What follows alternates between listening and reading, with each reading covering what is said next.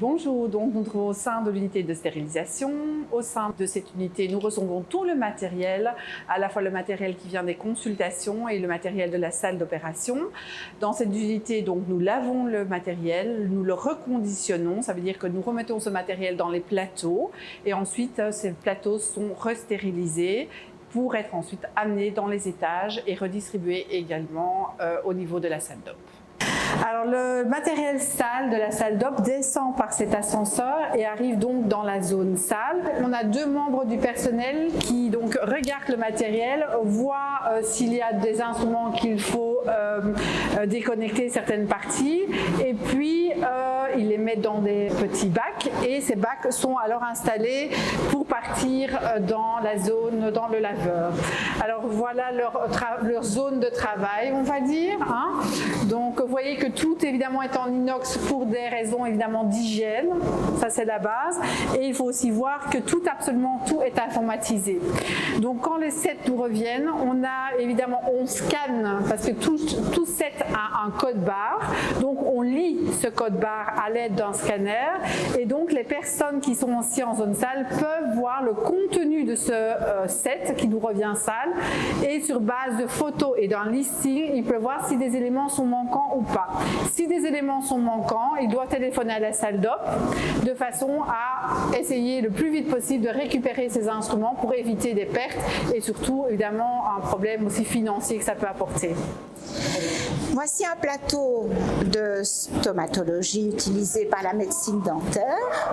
Bon, ceci est un plateau propre. Il faut s'imaginer qu'il arrive sale chez nous en zone de réception, qui est la zone de nettoyage. Et chaque geste est tracé, c'est-à-dire qu'il y a une traçabilité depuis la réception jusqu'à la sortie du plateau. Ici, nous avons un code barre et ce code barre est scanné. Voilà. Et nous avons sur l'écran toute la composition du plateau, ce qui nous permet de vérifier quels sont les instruments manquants ou pas dans le plateau. Puis ce plateau doit être traité. S'il est fort souillé, il va aller dans le bac à ultrasons et puis il sera posé sur un rack. Et il va passer dans les différents laveurs, enfin dans un seul des laveurs.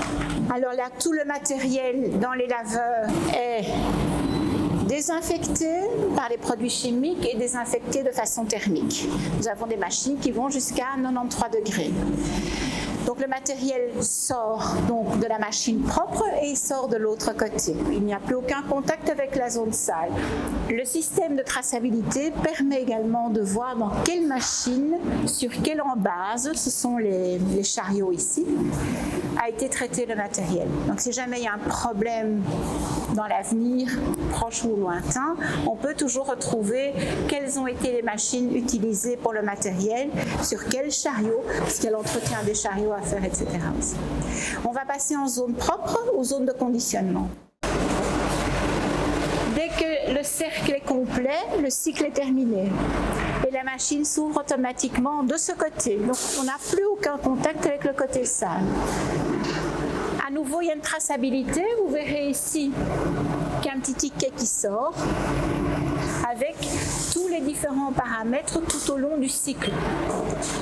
À nouveau, il va me donner un numéro de code en fin de cycle que je vais introduire sur l'écran qui va me demander si en fonction des paramètres, je suis d'accord de libérer le matériel. Est-ce qu'il a bien suivi toutes les différentes étapes du cycle de lavage? Le matériel sort de la machine, il est évidemment hyper chaud puisqu'il a été à 93 degrés. Et puis là, sur les différentes tables, il est reconditionné. Comment est-ce qu'il est reconditionné? Donc les instruments sont un peu dans tous les sens évidemment, puisqu'on doit tout ouvrir pour le nettoyage.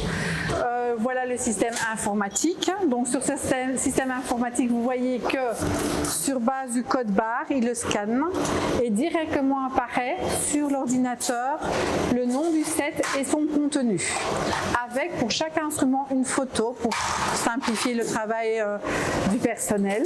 Le plateau donc, qui sort du lave-instrument va être scanné. Je dois d'abord moi me scanner moi-même, comme ça je sais qui a fait le plateau. C'est moi en l'occurrence qui vais faire le plateau. Donc je me suis scanné, mon nom apparaît, je scanne le plateau. Ici j'ai déjà la photo de départ, tout ce que je dois avoir dans le plateau. Là j'ai toutes les références, enfin toutes les informations, c'est pour le service de stomato.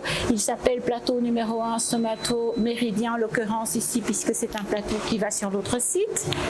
Alors après j'ai toute l'information de chaque instrument, la photo de l'instrument et les différentes références. Alors quand je l'ai, je mets OK, il devient vert, ça veut dire qu'il est bien présent dans le plateau. Et ainsi de suite.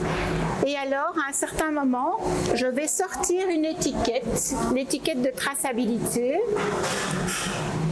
et qui va aller sur le plateau une fois qu'il sera emballé. Une fois ce set terminé, on passe à l'emballage de ces sets. Tous ces sets sont emballés dans des one step. Voilà.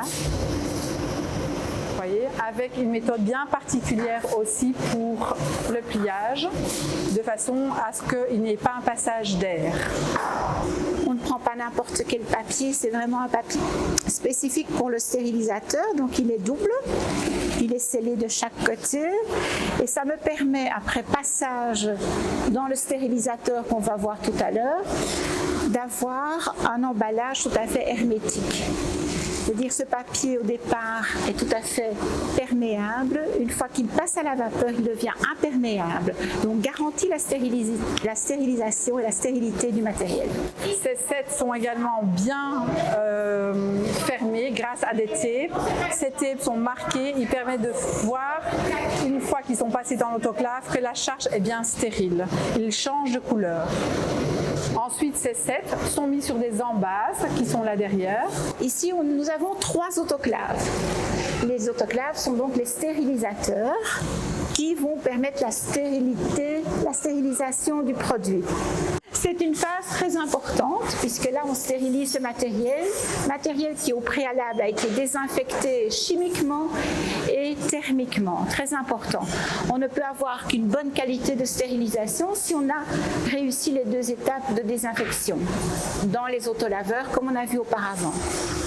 Tout le matériel est placé sur des embases comme ceci.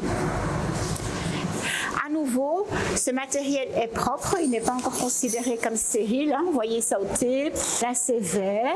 Les tapes vont changer de couleur une fois qu'ils vont passer dans le stérilisateur. En général, on va utiliser le cycle Prion, c'est-à-dire un cycle de 134 degrés avec un plateau de stérilisation à 18 minutes. On va passer dans la zone stérile. Donc une fois que le cycle est terminé, comme ici, il est en mi-cycle je dirais, et ici je crois qu'il est en phase de stérilisation. À nouveau, quand le tour est atteint, le cycle est complet et la charge sort automatiquement. La machine, on va dire, rejette les embases avec le matériel qui est stérile et on a déjà un premier contrôle visuel qui est la barre qui a changé de couleur. À la base, elle était verte, maintenant elle est passée au noir. Ça veut dire que la charge a bien été stérilisée. On récupère également le témoin. C'est un autre témoin qu'on met avant la stérilisation qui est en fait une deuxième preuve de la stérilisation. D'accord ? Ces sets sont à nouveau scannés.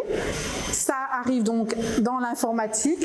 Sur base de l'informatique, on voit que les sets, ici tout le listing des sets est repris. Et quand je imprime ce set, on voit un tracé qui permet également de voir que la température a bien été atteinte pendant un temps bien défini également.